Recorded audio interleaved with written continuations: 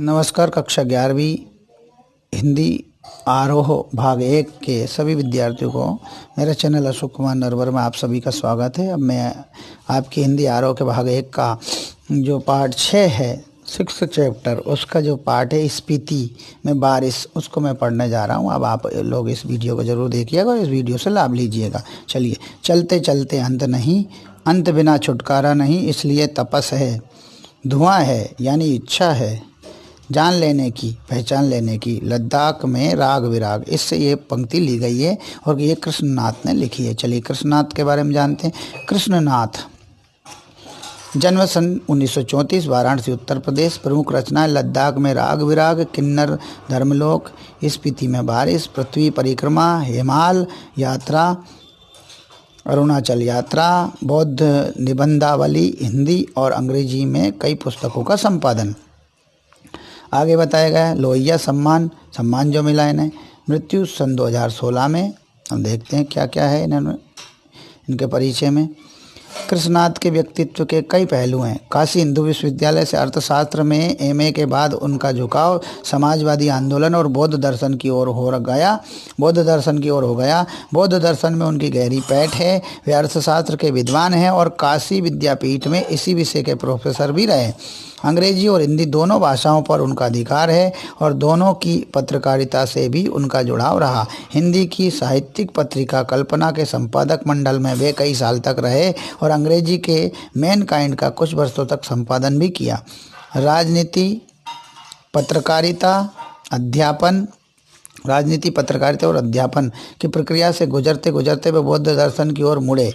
भारतीय और तिब्बती आचार्यों के साथ बैठकर उन्होंने नागार्जुन के दर्शन और वज्रयानी परंपरा का अध्ययन शुरू किया। भारतीय चिंतक जे कृष्णमूर्ति ने जब बौद्ध विद्वानों के साथ चिंतन मनन शुरू किया तो कृष्णनाथ भी उसमें शामिल थे। बौद्ध दर्शन पर कृष्णनाथ जी ने काफ़ी कुछ लिखा है। चलिए आगे। इतना कुछ करने के बावजूद कृष्णनाथ जी की सृजन आकांक्षा पूरी नहीं हुई, इसलिए वे यायावार हो गए, माने घुमक्कड़ हो गए। एक यायावारी तो उन्होंने वैचारिक धरातल पर की थी, दूसरी सांसारिक अर्थ में। उन्होंने हिमालय की यात्रा शुरू की और उन स्थलों को खोजना और खंगालना शुरू किया जो बौद्ध धर्म और भारतीय मिथकों से जुड़े हैं। फिर जब उन्होंने इस यात्रा को शब्दों में बांधना शुरू किया तो यात्रा वृत्तांत जैसी विधा अनूठी विलक्षणता से भर गई। कृष्णनाथ जहाँ की यात्रा करते वहाँ वे सिर्फ पर्यटक नहीं होते बल्कि एक तत्ववेत्ता की तरह वहाँ का अध्ययन करते चलते हैं। पर वे शुष्क अध्ययन नहीं करते बल्कि उस स्थान विशेष से जुड़ी स्मृतियों को उघाड़ते हैं। वे स्मृतियाँ होती हैं जो इतिहास के प्रवाह में सिर्फ स्थानीय होकर रह गई, लेकिन जिनका संपूर्ण भारतीय लोकमानस से गहरा रिश्ता रहा है। पहाड़ के किसी छोटे बड़े शिखर पर दुबक कर बैठी वह विस्मृति सी स्मृति मानो कृष्णनाथ की प्रतीक्षा कर रही हो कि वे आएँ, उसे देखें और उसके बारे में लिखकर उसे जनमानस के पास ले जाएं। आगे। कृष्णनाथ के यात्रा वृत्तांत स्थान विशेष से जुड़े होकर भी भाषा, इतिहास, पुराण का संसार समेटे हुए हैं। पाठक उनके साथ खुद यात्रा करने लगते हैं। वे लोग जो इन स्थानों की यात्रा कर चुके हैं वे भी अगर कृष्णनाथ के यात्रा वृत्तांत को पढ़ेंगे तो उन्हें कुछ नया लगेगा। उन्हें महसूस होगा कि उनकी पुरानी यात्रा अधूरी थी और कृष्णनाथ के यात्रा वृत्तांत को पढ़कर वह पूरी हुई। स्पीति में बारिश पाठ 1 यात्रा वृत्तांत है। स्पीति हिमाचल के मध्य में स्थित है।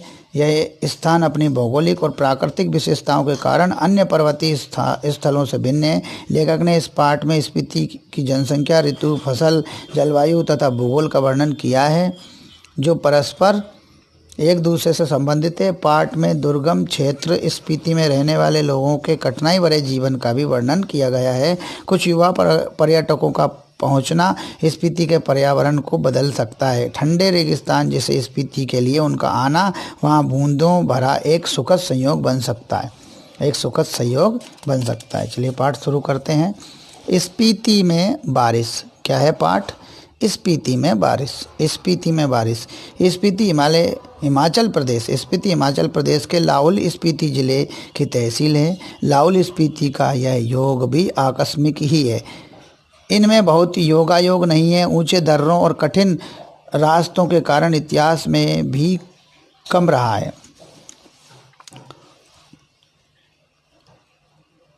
अलंघ्य भूगोल यहाँ इतिहास का एक बड़ा कारक है। अलंघ्य माने जिसको लांघा ना जा सके। अब जबकि संसार में कुछ सुधार हुआ, तब भी लाहौल स्पीति का योग प्रायः वायरलेस सेट के जरिए है, जो केलंग और काजा के बीच खड़कता रहता है। फिर भी केलंग के बादशाह को भय लगा रहता है कि कहीं काजा का सूबेदार उसकी अवज्ञा तो नहीं कर रहा है। कहीं बगावत तो नहीं करने वाला है। लेकिन सिवाय वायरलेस सेट पर संदेश भेजने के वह कर भी क्या सकता है। बसंत में भी 170 मील जाना आना कठिन है। शीत में प्रायः असंभव है। प्राचीन काल में शायद स्पीति भारतीय साम्राज्यों का अनाम अंग रही है। जब ये साम्राज्य टूटे तो यह स्वतंत्र रही है। फिर मध्य युग में प्रायः लद्दाख मंडल और कभी कश्मीर मंडल, कभी बुशहर मंडल, कभी कुल्लू मंडल, कभी ब्रिटिश भारत के तहत रही। तब भी प्रायः स्वायत्त रही। इसकी स्वायत्तता भूगोल ने सिरजी है। भूगोल ही इसकी रक्षा करता है। भूगोल ही इसका संहार भी करता है। पहले कभी उन राजाओं का कोई हरकारा आता था तो उसके आते जाते वह अल्प बसंत बीत जाता था। कभी कोई जोरावर सिंह जैसा आता तो स्पीति का तरीका वही था जो तुपचिलिंग गोनपा में मैंने देखा। जब डायनामाइट का विस्फोट हुआ तो लाओली अदस कर आँख बंद कर चांगमा का तना पकड़ या एक दूसरे को पकड़कर बैठ गए। जब धमाका गुजर गया तो फिर डरते डरते आँख खोलकर उठे। जोरावर सिंह के आक्रमण के समय स्पीति के लोग घर छोड़कर भाग गए। उसने स्पीति को और वहाँ के विहारों को लूटा। यह अप्रतिकार शायद स्पीति की सुरक्षा की पद्धति है। स्पीति में जनसंख्या लाहौल से भी कम है। 1901 की जनगणना के अनुसार 3231 रही। 1971 की जनगणना के अनुसार 7196 है। इसका क्षेत्रफल मुझे 1971 की जनगणना में लाहौल के साथ जोड़कर मिला, जो कि 12,015 वर्ग किलोमीटर है। स्पीति का अलग क्षेत्रफल नहीं दिया गया। इंपीरियल गजेटियर ऑक्सफोर्ड 1908 खंड 23 के अनुसार यह क्षेत्रफल 2155 वर्ग मील है। इस तरह स्पीति की जनसंख्या प्रति वर्ग मील 4 से कम है जो जनगणना पे। 1901 में यह प्रति वर्ग मील 2 से भी कम थी। लाहौल स्पीति का प्रशासन ब्रिटिश राज से भारत को जस का तस मिला। अंग्रेज़ों को यह 1840 ईस्वी में कश्मीर के राजा गुलाब सिंह के जरिए मिला। अंग्रेज इनके जरिए पश्चिमी तिब्बत के ऊन वाले क्षेत्रों में प्रवेश चाहते थे। तिब्बत में अंग्रेजी साम्राज्य के दूरगामी हित भी थे। जो भी हो, 1846 में कुल्लू लाहौल स्पीति ब्रिटिश अधीनता में आ गए। पहले सुपरिंटेंडेंट के अधीन थे, फिर 1847 में वे कांगड़ा जिले में शामिल कर दिए गए। लद्दाख मंडल के दिनों में भी स्पीति का शासन एक नोनो द्वारा चलाया जाता था। ब्रिटिश भारत में भी कुल्लू के असिस्टेंट कमिश्नर के समर्थन से यह नोनो कार्य करता रहा। इसका अधिकार क्षेत्र केवल द्वितीय दर्जे के मजिस्ट्रेट के बराबर था, लेकिन स्पीति के लोग इसे अपना राजा ही मानते थे। नोनो जो था उसको राजा नहीं है तो दमयंती जी को रानी मानते हैं। अब लिखा वर्तमान 2002 की जनगणना के अनुसार लाहौल स्पीति का क्षेत्रफल 12,210 वर्ग मील 1 किलोमीटर है। जनसंख्या 34,000 है। स्थानीय शासक कौन? नोनो स्थानीय शासक को कहा, जो कि स्पीति का है। आगे लिखा है 1873 में स्पीति रेगुलेशन पास हुआ, जिसके तहत लाहौल और स्पीति को विशेष दर्जा दिया गया। ब्रिटिश भारत के अन्य कानून यहाँ नहीं लागू होते थे। रेगुलेशन के अधीन प्रशासन के अधिकार नौनों को दिए गए, जिसमें माल गुजारी इकट्ठा करना और छोटे छोटे फौजदारी मुकदमों का फैसला करना भी शामिल था। उसके ऊपर के मामले वह कमिश्नर के पास भेज देता था। उन दिनों लाहौल स्पीति का वृत्तांत कांगड़ा जिले के अंतर्गत कुल्लू तहसील में मिलता। स्वराज्य के बाद 1960 में लाहौल स्पीति पंजाब राज्य के अंतर्गत एक अलग जिला बना दिया गया, जिसका केंद्र केलंग में है। 1966 में जब हिमाचल प्रदेश राज्य बना तो लाहौल स्पीति उसका उत्तरी छोर का जिला हो गया। यह देश का सबसे अधिक दुर्गम क्षेत्र है। देश का सबसे दुर्गम क्षेत्र है यह। स्पीति 31.42 और 31 डिग्री 42 मिनट और 32 डिग्री 59 मिनट उत्तरी अक्षांश और 77 डिग्री 26 मिनट 78 डिग्री 42 मिनट पूर्वी देशांतर के बीच स्थित है। यह उसका विस्तार है, अक्षांशीय और देशांतरी। ये चारों ओर से ऊंचे ऊंचे पहाड़ों का कैदी है। इन पहाड़ों की ऊंचाई औसत ऊंचाई 18,000 फीट है। औसत ऊंचाई कितनी? 18,000 फीट। यह पहाड़ उसे पूरब में तिब्बत और पश्चिम में लाहौल, दक्षिण में किन्नौर और उत्तर में लद्दाख से अलग करते हैं। पूरब में तिब्बत से, पश्चिम में लाहौल से, दक्षिण में किन्नौर से और उत्तर में लद्दाख से अलग करते हैं। इसकी मुख्य घाटी इसी नाम की स्पीति नदी की घाटी है। स्पीति पश्चिमी हिमालय में लगभग 16,000 फीट की ऊंचाई से निकलकर पूरब में तिब्बत में बहती है, वहाँ से स्पीति में आती है। स्पीति से बहकर वह पुराने रामपुर बुश शहर राज्य में अब किन्नौर जिले में बहती हुई सतलुज में मिलती है। मेरी स्पीति नदी से प्रीति है। स्पीति में मैं सिर्फ इसी नदी को पहचानता हूँ। सुनता हूँ कि कोई पारा नदी भी है, फिर घाटी है। स्पीति के अलावा पिन की घाटी प्रसिद्ध है। मान भाई से इसका हिस्सा सुना है। अत्यंत बीहड़ और वीरान है। इनमें से शायद स्पीति की घाटी ही आबाद है। जैसी वह आबाद है वह आप देख ही रहे हैं। प्रति वर्ग मील 4 से भी कम लोग बसते हैं, इतना उसका घनत्व है। चलिए, अचरज यह नहीं कि इतने कम लोग क्यों, अचरज यह है कि इतने लोग भी कैसे बसे हुए हैं। मैंने जब भी स्पीति की विपत्ति बताई है तो लोगों ने यही पूछा है कि आखिर तब लोग वहाँ रहते क्यों हैं। 8-9 महीने से दुनिया से कटे हुए हैं, ठंड में ठिठुर रहे हैं, सिर्फ एक फसल उगाते हैं, लकड़ी भी नहीं है कि घर गरम रखा जा सके।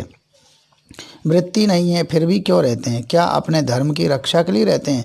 अपनी जन्मभूमि के ममत्व के कारण रहते हैं, या इस मजबूरी में रहते हैं कि कहीं और जा नहीं सकते, कहाँ जाएं? या फिर और बातों के साथ साथ यह सब कारण हैं, मैं नहीं जानता। मैं तो इतना ही देखता हूँ कि यहाँ रह रहे हैं, इसलिए रह रहे हैं कि और कोई तर्क नहीं है। तर्क से हम किसी चीज़ को भले सिद्ध कर सकें, स्पीति में रहने को नहीं सिद्ध कर सकते। लेकिन तर्क का इतना मोह क्यों? ज़्यादा करके संसार और निर्वाण अतर्क हैं, तर्क के परे हैं।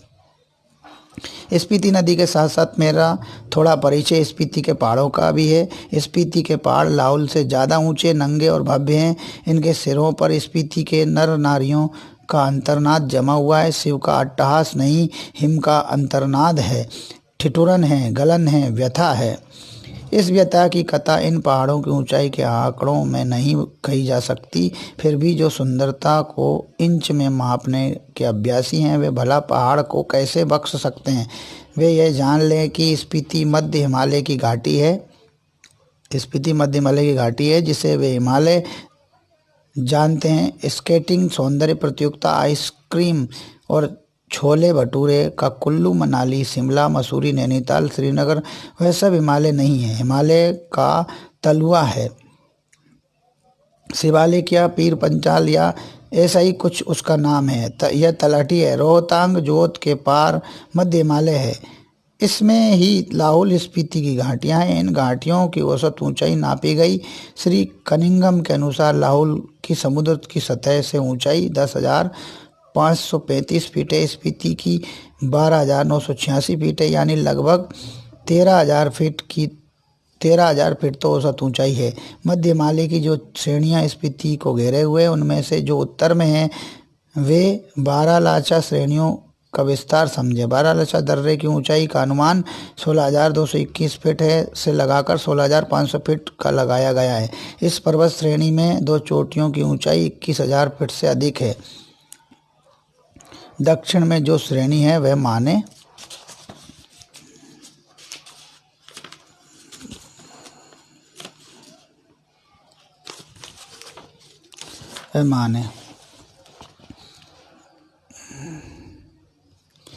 श्रेणी कहलाती है। इसका क्या अर्थ है? कहीं यह बौद्धों के माने मंत्र के नाम पर तो नहीं है? ओ मणि पद में हूँ, इसका बीज मंत्र है। इसका बड़ा महात्म्य है। इसे संक्षेप में माने कहते हैं। कहीं इस श्रेणी का नाम इस माने के नाम पर तो नहीं है?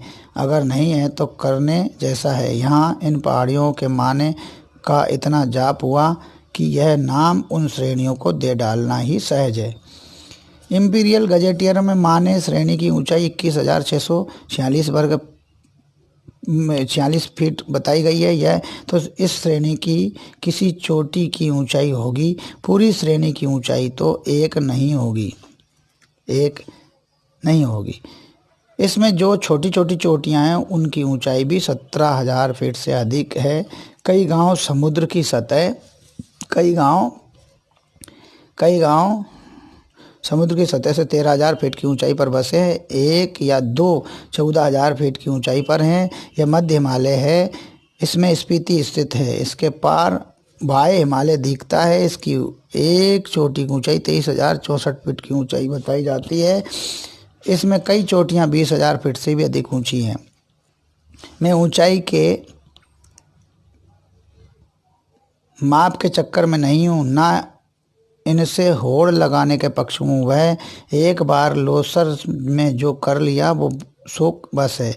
इन ऊंचाइयों से होड़ लगाना मृत्यु है। हाँ, कभी कभी उनका मान मर्दन करना मर्द और औरत की शान है। मैं सोचता हूँ कि देश और दुनिया के मैदानों से और पहाड़ों से युवक युवतियाँ आएँ और पहले तो स्वयं अपने अहंकार को गलाएं, फिर इन चोटियों के अहंकार को चूर करें। उस आनंद का अनुभव करें जो साहस और कुवत से यौवन में ही प्राप्त होता है। अहंकार का ही मामला नहीं। ये माने कि चोटियां बूढ़े लामाओं के जाप से उदास हो गई हैं। युवक युवतियां किलोल करें तो यह भी हर्षित हों।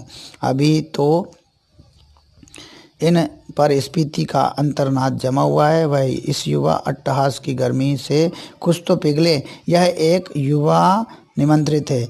यह ध्वनि मंत्र है जो ध्यान साधना के लिए प्रयुक्त होता है। बोधिसत्व आर्य अवलोकितेश्वर ने इस मंत्र का सबसे पहले उच्चारण किया था। इसके उच्चारण से करुणा की उत्पत्ति होती है। ये बताया। अब आगे देखिए क्या बताया लाहौल स्पीति का। ये स्पीति का चित्र बताया। लाहौल की तरह ही स्पीति में भी दो ही ऋतुएं होती हैं। कहीं मैंने षड ऋतुओं का वखान किया है, वह अभ्यास दोष के कारण है। यहाँ जून से सितंबर तक की एक अल्पकालिक वसंत ऋतु है। शेष वर्ष शीत ऋतु होती है। वसंत में जुलाई में औसत तापमान 15 डिग्री सेंटीग्रेड और शीत में जनवरी में औसत तापमान 8 डिग्री रिकॉर्ड किया गया है। औसत से कुछ अंदाज़ा नहीं लगता। बसंत के दिन गर्म होता है। बसंत में दिन गर्म होता है, रातें ठंडी होती है। शीत में क्या होता है इसकी कल्पना ही की जा सकती है, कभी रहकर देखा जा सकता है। स्पीति में बसंत लाहौल से भी कम दिनों का होता है। बसंत में भी यहाँ फूल नहीं खिलते, ना हरियाली आती, ना वह गंध होती है। दिसंबर से घाटी में फिर बर्फ़ पड़ने लगती है। अप्रैल मई तक रहती है। यहाँ ठंडक भी लाहौल से ज़्यादा पड़ती है। कहाँ स्पीति में यहाँ ठंडक भी लाहौल से ज़्यादा पड़ती है। नदी नाले सब जम जाते हैं और हवाएं तेज चलती हैं। मुंह हाथ और जो खुले अंग हैं उनमें जैसे सूल की तरह चुभती है। स्पीति में लाहौल से भी कम वर्षा होती है। मध्य हिमालय मानसून की पहुंच के परे है। यहाँ बरखा बहार नहीं है। कालिदास ने अपने ऋतु संहार में यहाँ वर्षा का तो संहार करना ही पड़ेगा। कालिदास में वर्षा का क्या ठाठ है। यह वर्षा वर्णन इस प्रकार शुरू होता है। पता नहीं कैसे कैसे पाठ।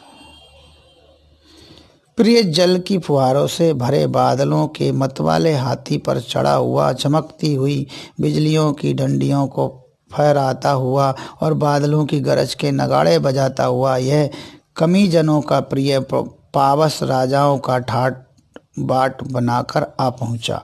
ऐसा इसमें लिखा। यह पावस नहीं, यह पावस यहाँ नहीं पहुँचता है। कालिदास की वर्षा की शोभा विंध्याचल में है, हिमालय की इन मध्य की चोटियों घाटियों में नहीं है। हिमालय की इन मध्य की घाटियों में नहीं है। मैं नहीं जानता कि इसका लालित्य लाहौल स्पीति के नर नारी समझ भी पाएंगे या नहीं। वर्षा उनके संवेदन का अंग नहीं है। वह यह जानते ही नहीं कि बरसात में नदियाँ बहती हैं, बादल बरसते हैं, मस्त हाथी छिगाड़ते हैं, जंगल हरे भरे हो जाते हैं, अपने प्यारों से बिछड़ी हुई स्त्रियां रोती कलपती हैं, मोर नाचते हैं और बंदर चुप मार कर गुफाओं में जा छिपते हैं। अगर कालिदास यहाँ आकर कहें कि अगर बहुत से सुंदर गुणों से सुहानी लगने वाली स्त्रियों का जी खिलाने वाली, पेड़ों की टहनियों और बेलों की सच्ची सखी तथा सभी जीवों का प्राण बनी हुई वर्षा ऋतु आपके मन की सब साधें पूरी करे, तो शायद स्पीति के नर नारी यही पूछेंगे कि यह देवता कौन है, कहाँ रहता है, यहाँ क्यों नहीं आता। ये कालिदास के लिखा।